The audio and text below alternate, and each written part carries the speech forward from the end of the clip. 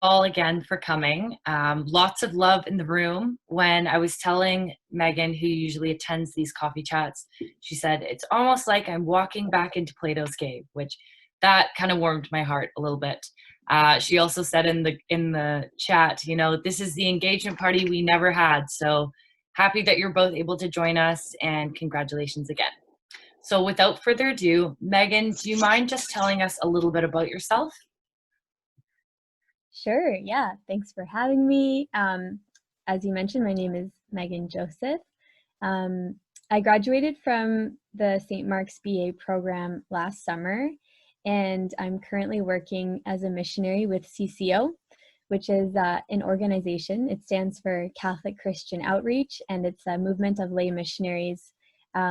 Yeah, I just work in the evangelization of university students. So that's what I'm doing. And yeah, as a lot of people have mentioned, I recently got engaged. So my life is very exciting right now. That is awesome. Wonderful. So how did you hear about Corpus and St. Mark's, and what kind of prompted you to want to attend and to choose to attend both Corpus and St. Mark's?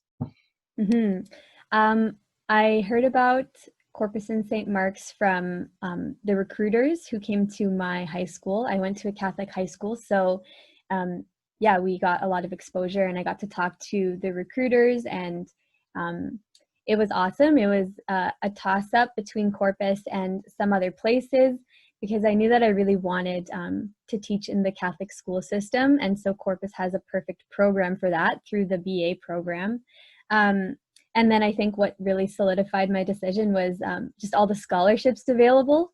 It became very affordable for me to go to post-secondary with the incentive of being able to do my practicum in a Catholic school, getting to have all of the extracurriculars on campus of being close to a parish and having like other friends who shared my faith. So those were all really attractive things to me in a post-secondary institution, and so that's how I ended up at Corpus. That's really cool. Do you remember who the recruiters were that came to your school? Because I know that there's I been a lot of There's been a changes. lot. I think it was Danielle. Oh yeah, Yeah, very nice. yeah. She's doing her teacher's ed actually at VIU. Oh, So she's that's so also an awesome. alumni for those of you who don't know, but she's doing really well, and yeah, that's fantastic.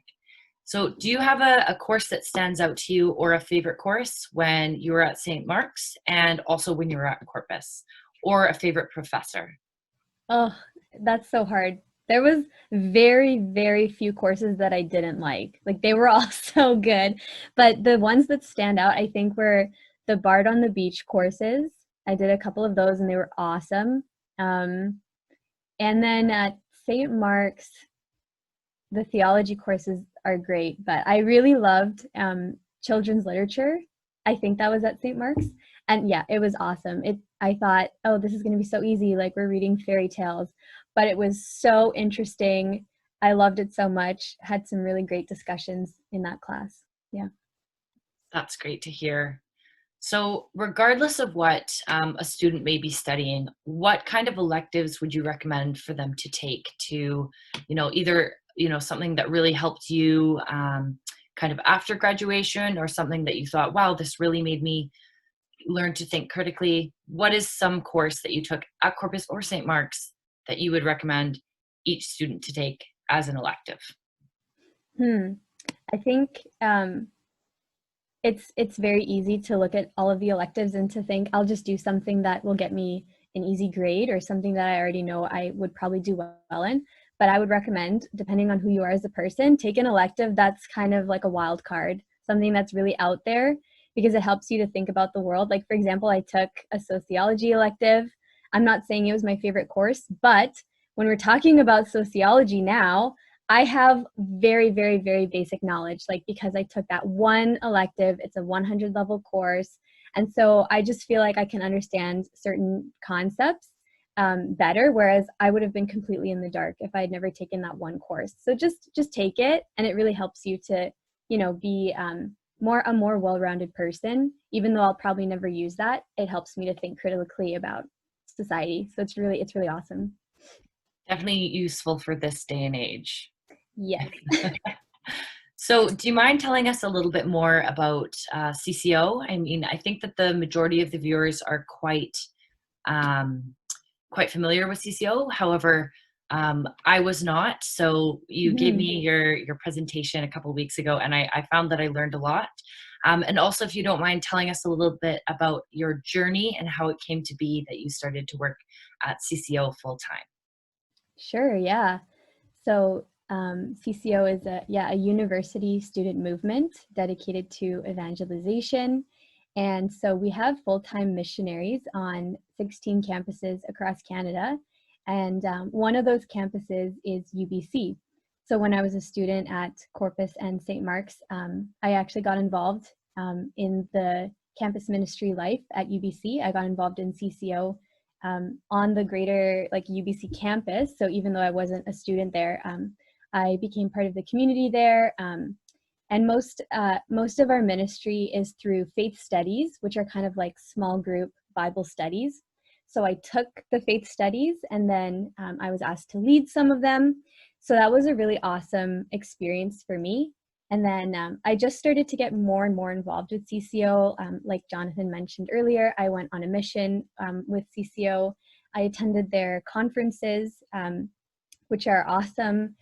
And at the same time, I was still really convicted that I wanted to be a high school teacher. I really wanted to teach in the Catholic school system. And so I was kind of doing CCO on the side as an extracurricular, you know, being part of this Catholic club and community, which was awesome. And then kind of also focusing on my studies and my academics. And um, my fourth year in St. Mark's was really crucial for me because I had to start applying for PDP and, you know, for the education programs. And I got to start volunteering and kind of building up my volunteer hours in actual classrooms, which was awesome. And I just found that while I was in those classrooms and while I was volunteering, I was just really unhappy.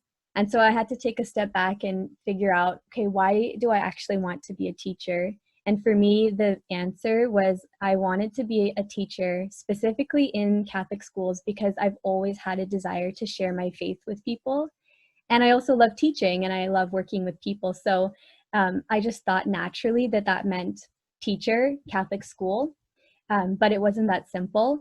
And so I kind of had a period of discernment where I got to figure out, well, there's actually a lot of ways that I can share my faith. And there's a lot of ways that I can teach, you know, even if it's not in the traditional teacher-student setting. So that's when I started thinking about CCO as a career. And yeah, there's a lot of ways that I use my degree now as a missionary because, like I said, most of our ministry is in faith studies.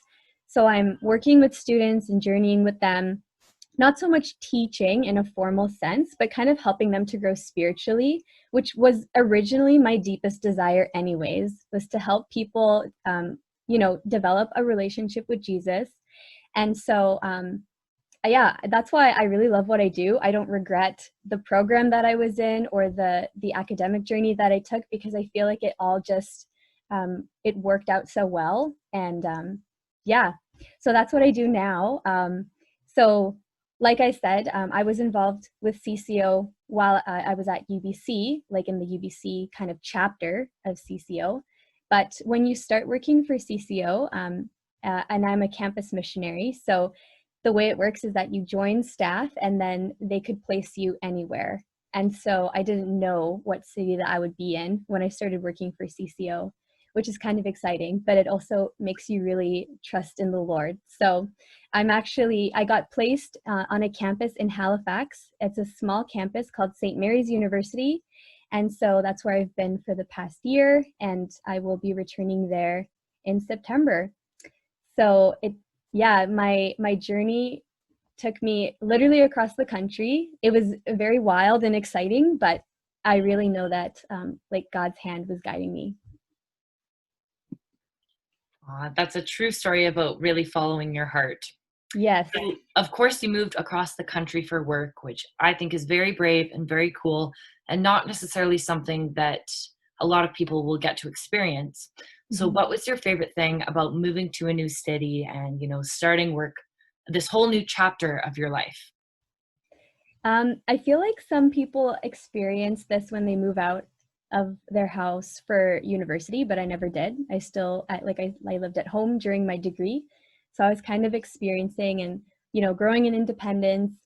Um, I think this is a small thing, but something that was really fun was just making decisions for myself. Like I got to decide what I wanted to eat for dinner every single night. I just ate my favorite foods for a whole year. I got to decide how to decorate my whole apartment. Like stuff like that was really fun for me. And I was also doing a job that I really loved. So I loved, waking up and going to work every day.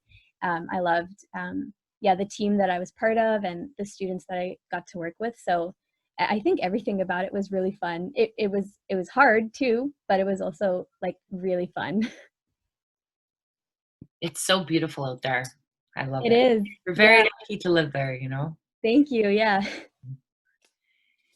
And so, what advice do you have for students that maybe are in the position that you were in a couple of years ago, where you were kind of figuring out, is this really what I want to do with my life? And what kind of tips would you say kind of helped you through that process to figure out what you actually want to do with your life? Because I think that it's become a lot more challenging in this day and age for people to kind of know exactly what they want to do and then to stick with it. Mhm. So any kind of words of wisdom that you have, that's greatly appreciated. Yeah. There's a leadership book that comes to mind. I believe it's by Steve Shadrach or yeah, I'm actually not sure. But the concept is called Start with Why. And I really love it because for me, I had to kind of go back to my why. Like why do I want to be a teacher? Why am I in this program? And like I said, for me, it was because I've always just wanted to share my faith. I have some other friends who are missionaries with CCO and they studied nursing. And for them, they always knew they wanted to help people. That's like their deepest passion, their deepest desire. And so like the Lord kind of used that and said, hey, you can actually help people by doing this. So in any career path, you kind of have to know your why. Like, why are you doing this? Is it because you love working with people, or is it because you really love, what are your passions? What excites you? What makes you want to get out of bed in the morning? What gives you purpose? Because any career can have that, but also it's about what's going to help you. So for me, yeah, I could have shared my faith as a Catholic school teacher. That could have been my why, but I wasn't finding it there in my experience. And so for somebody else, that might be their why. That might be like what really gets them excited. And that person is going to be an awesome teacher. Do you know what I mean? And so, um, yeah, it just wasn't for me. So I found my why somewhere else. I really like that. Find your why. Yeah. I'm going to tuck that in the back of my head for advice to share with future students when they ask me, what do I do with my life? Yeah. So that's really good. Thank you for that answer, Megan. So you moved across the country, you dove into full-time work. What Mhm. kinds of things surprised you about working full-time? This is, let's say pre-COVID. Yeah. Because everything was surprising after COVID. Of So, what course. kinds of things surprised me? Hmm. I think I think there's a lot of skills um, that you don't necessarily learn in school. I felt really prepared for my career academically and intellectually, but there's small things that you never learn. You just have to learn it as you live, like how to budget. If you've never budgeted before, you need to learn how to budget. Or for me, it was how to buy groceries for just one person. That's really hard because I would buy stuff and then it would go bad. Just really small life skills, or even moving across the country, learning how to find a community and how to, you know, build friends because I've been in Vancouver my whole life, almost my whole life. And so I just grew up with the same group of friends. Mhm. And I had a like kind of like a built-in community at Corpus. Everybody knows that Corpus and St. Mark's, it's like so community based. Of So course. leaving that, you have to build it for yourself. You have to find it, and it's so important. Like, I don't think it's something that you should ever neglect. You really need to find friends and to find a community. Hmm. So stuff like that, those are soft skills. Hmm. I think that it's so important, yeah, to talk about it and to learn about those. Yeah. That's actually a perfect segue into my next question, which is, what are some highlights of your time at Corpus and St. Mark's? So now's your time to just, reminisce and take yourself back to being in Plato's Cave or running to Great Dane or anything like that. So what are some highlights and time that really stands out to you, positive memories at Corpus and St. Mark's? Yeah. Oh, so many.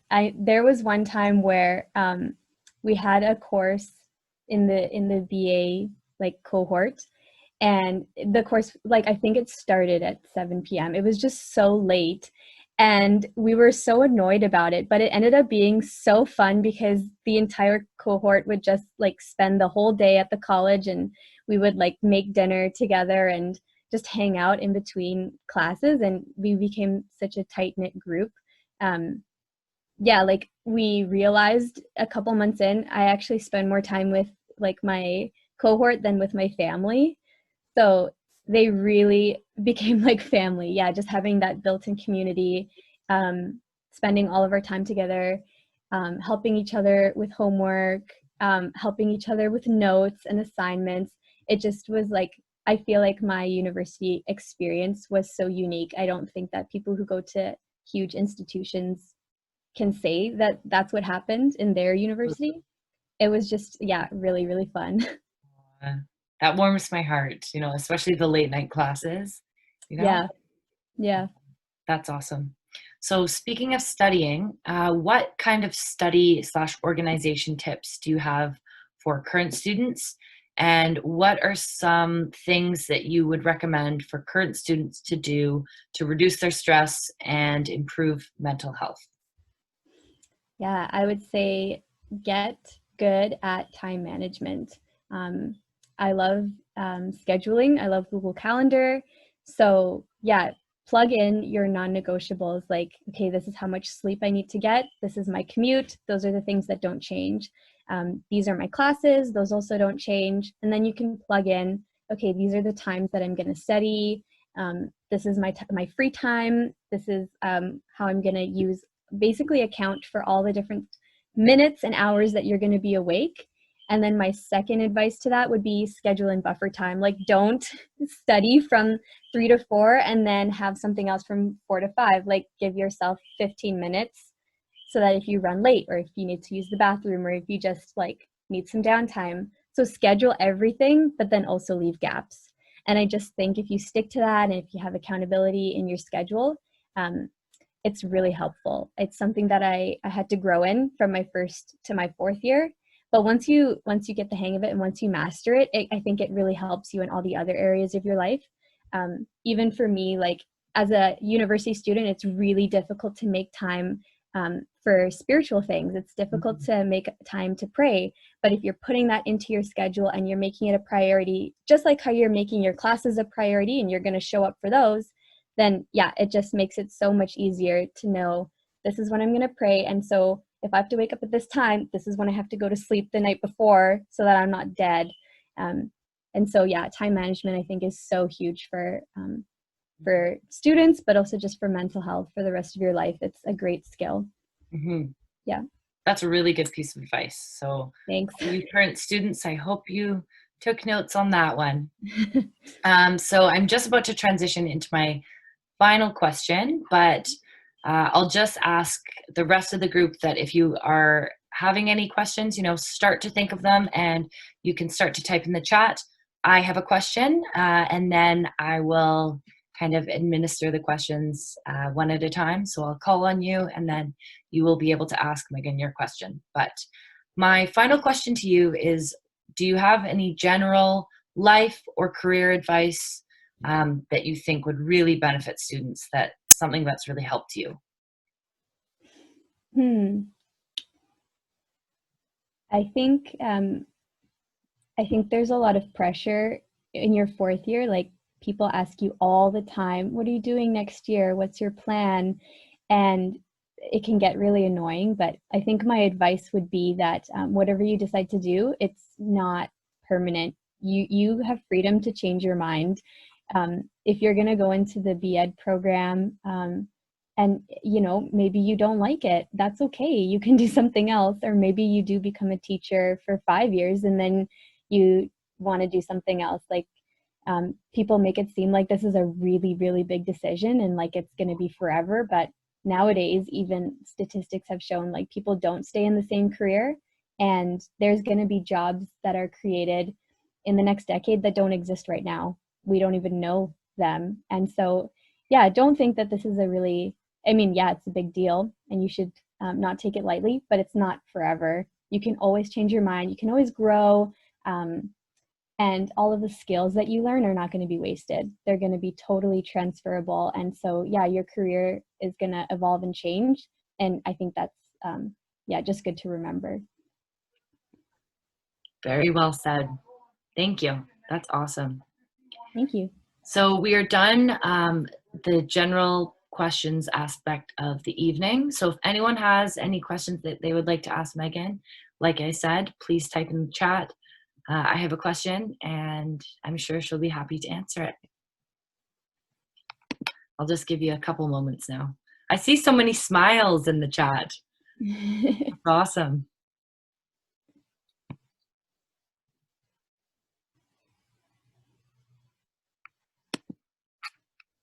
What are some things that you've been doing to stay entertained in quarantine?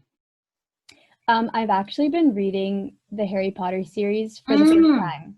I've never read it before. I've never watched the movies.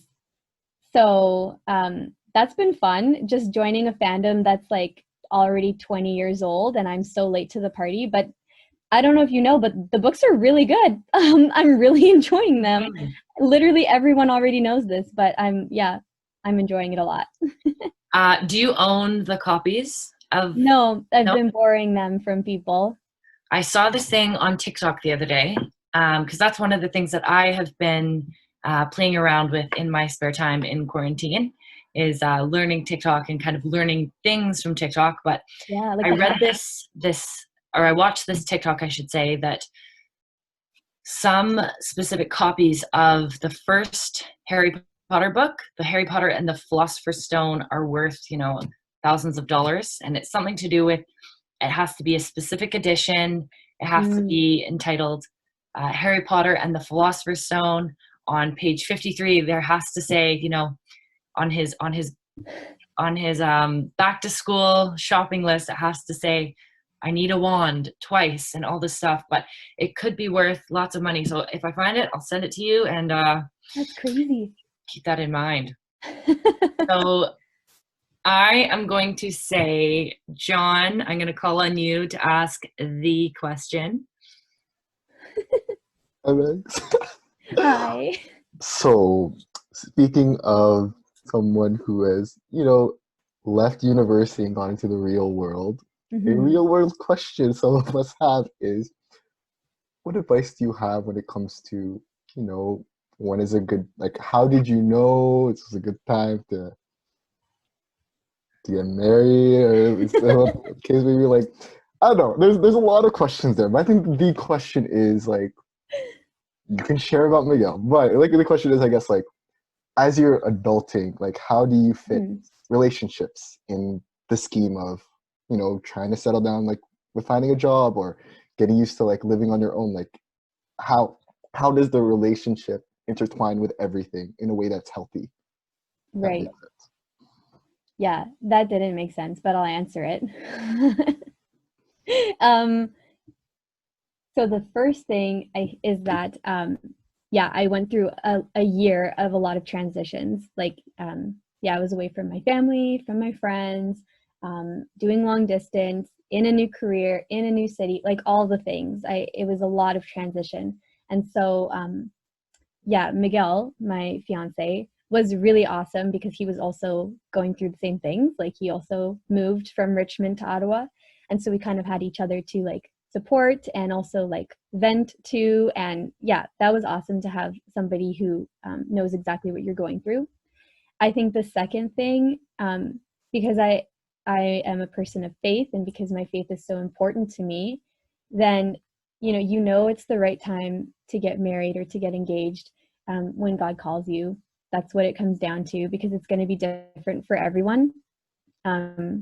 Some people, like, it wouldn't be wise to be getting engaged right now because we're in a pandemic and a lot of things are uncertain, like whatever. But it ultimately comes down to like, as a vocation, like, has the Lord called you? And for us, the answer was yeah. It's very clear that he has called us.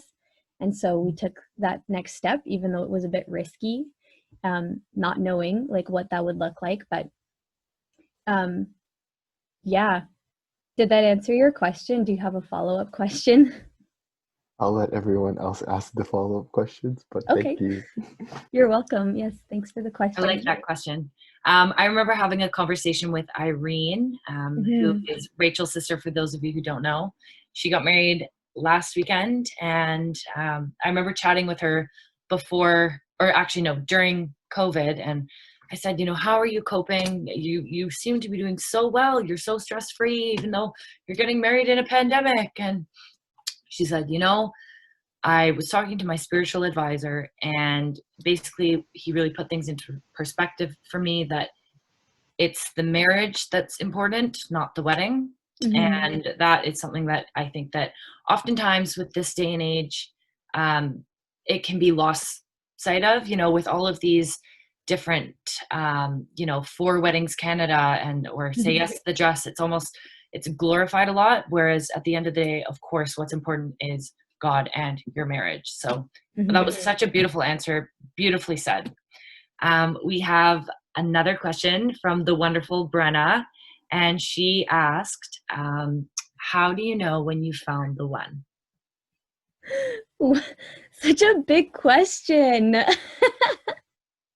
No pressure, but Miguel's here.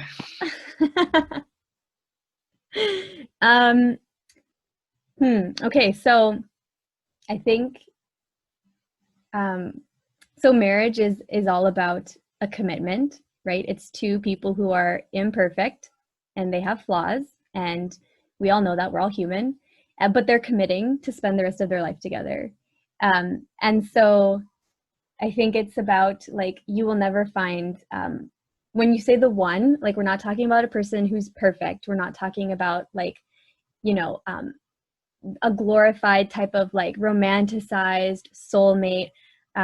We're talking about a human being who's broken, who has wounds, and who also has a lot of strengths, and it's just the same as you. And so when you find a person that you actually are willing to lay down your life for, you're willing to commit to them despite all of their flaws and weaknesses, that's when you know that, okay, this is something that we can both get on board with. And obviously that you have to love them. Like, I'm not gonna, that's obvious, but it's not about being like, okay, this relationship is perfect, therefore we should get married. It's like, this relationship is not perfect, but we're still committing to each other, and we're still going to help each other grow and learn, and we're going to be, equal partners in this, and we want to help each other get to heaven. If you're getting married in a Catholic context, that's what it's all about. So if you're able to commit despite all the other things, then that's how you know.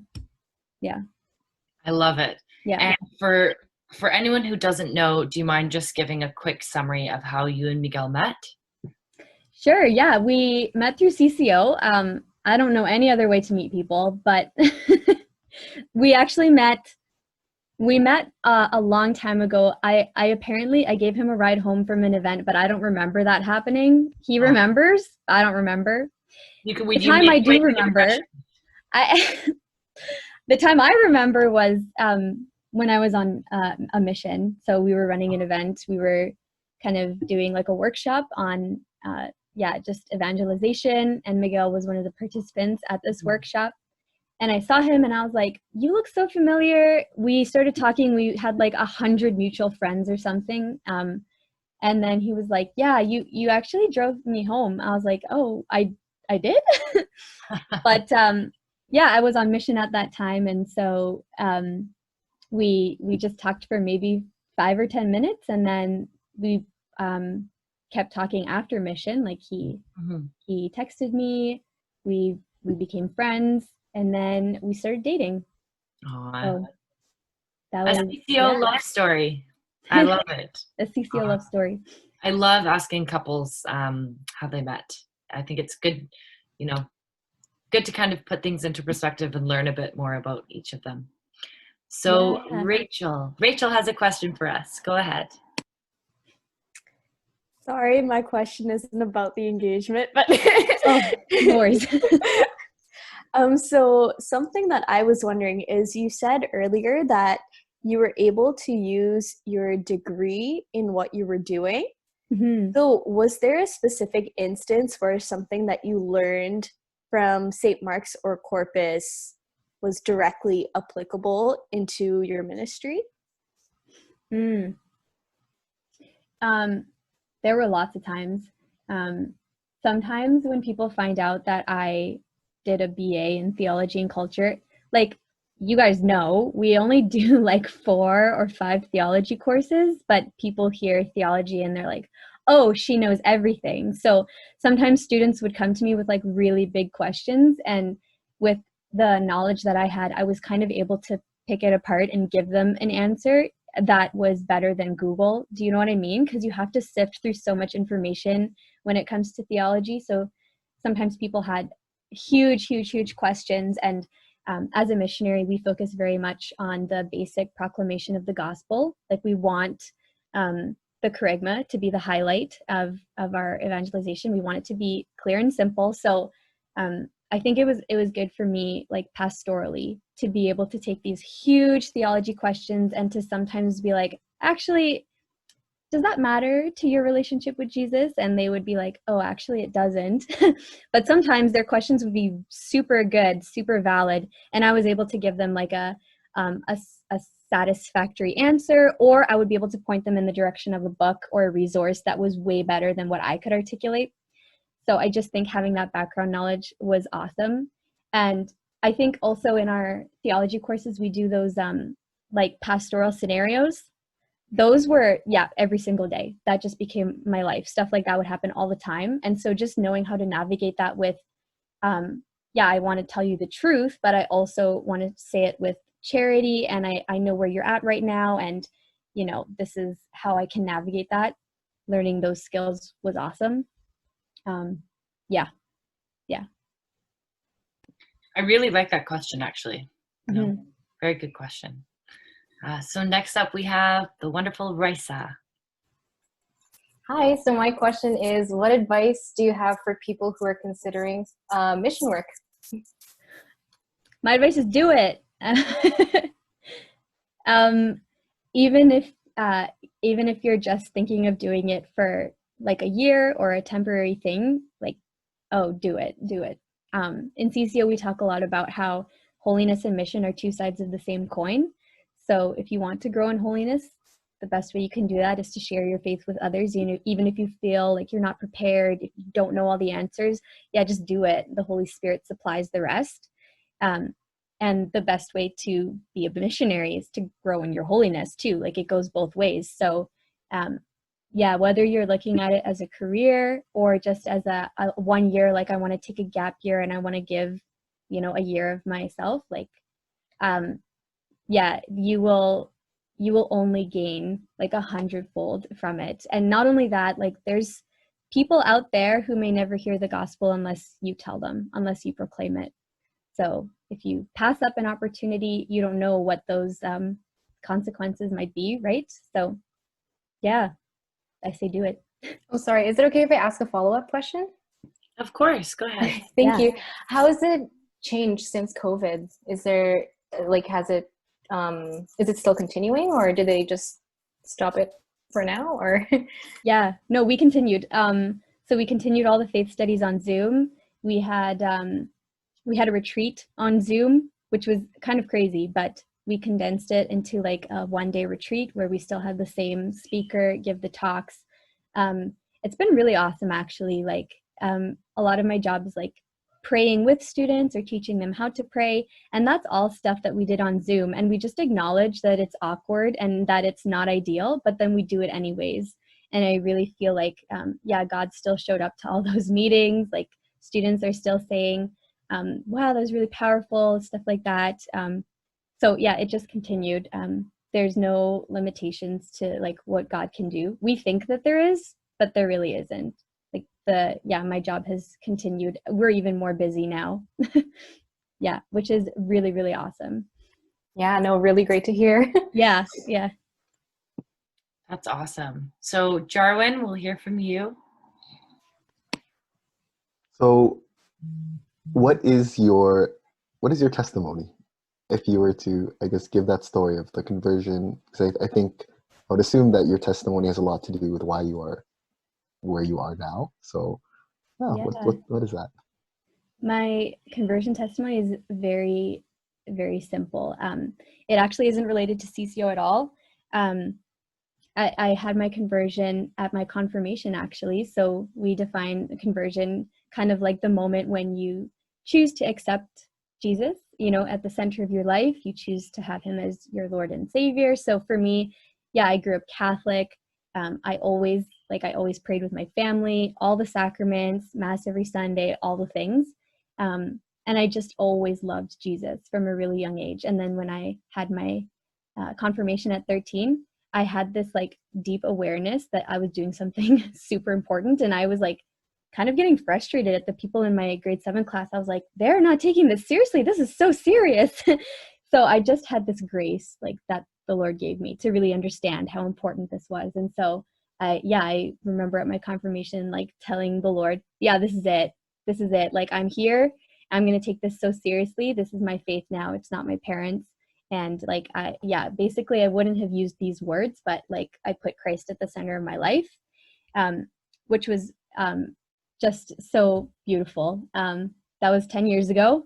And then ever since then, I was like growing in holiness. I was like trying to be a good person, trying to pray, trying to do good things. I volunteered for a lot of things. I was involved with my parish. I was trying to do a lot of things. Do you know what I mean? Like, because I thought that that's how you kind of build up a relationship with God. And then I was introduced to CCO. And then, like I said, CCO puts a huge emphasis on holiness and mission being two sides of the same coin. And I realized I'm putting a lot of effort into my own holiness. I'm trying to be a really good person, but I'm not sharing my faith with anyone. I don't talk to people who aren't Catholic. I don't have any friends outside of my Catholic bubble. I don't share my faith. I only share my faith with people who are also Catholic. And so I realized, wow, I'm missing out on this whole side of my faith, like that the Lord is calling me to do this. So then I started getting involved with missionary work, first as a volunteer. I went on a mission, then on campus, sharing my faith, leading faith studies. And then, that's how I kind of decided to join staff. So for me, it was like 10 years or whatever, 8 years of like growing in holiness and realizing that my missionary side of the tank was so low. And so it kind of gave this glass ceiling on my holiness side. Like, I can't be the holiest person that I want to be if I'm not sharing my faith. Like, if I love Jesus so much, but I'm not sharing him with anyone, do I really love him? So then for me, it switched, and I was like, actually, these two go together. And now I'm a missionary, and I'm still working on my holiness. I love that. That's so nice. Does anyone have any other questions? I just heard my little brother slip something under my door, and I'm going to show you what it is. So one moment.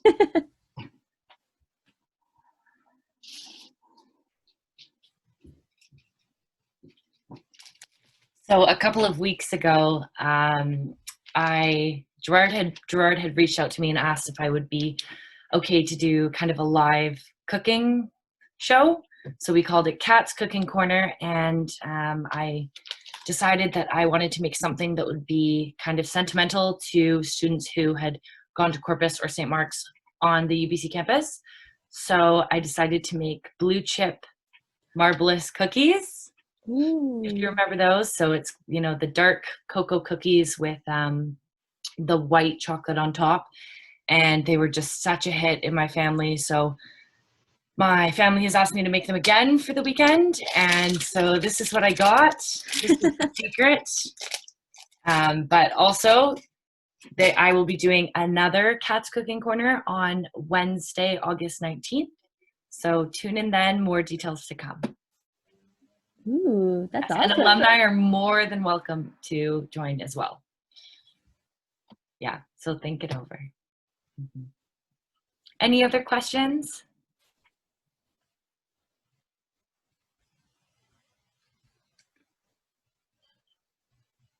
I guess I have one more. Yeah, I'm actually really interested, Megan. I guess in your time in, whether that was like towards the end of university or just going into mission, like you share with us like a moment where you were like amazed by God, the moment where like God reveals himself again as like, it's called like Great real. question. Yeah. Like before I went into mission work, or this past year? Even I guess from from the end of university into current day, like, so whether that's in mission or not in mission. Right. The first thing that came to mind was, so the way CCO works is we get paid a salary, but that entire salary comes from donations. So we spend the first 4 months of our employment support raising, inviting people and families into our ministry through their like partnership financially. So anyways, from May to August, that's what I did. I did full-time support raising, and we had to raise a lot of money. Like we raise a whole salary, and it's not like a missionary salary. It's a real salary. We get benefits. We have everything. It's not a small amount of money.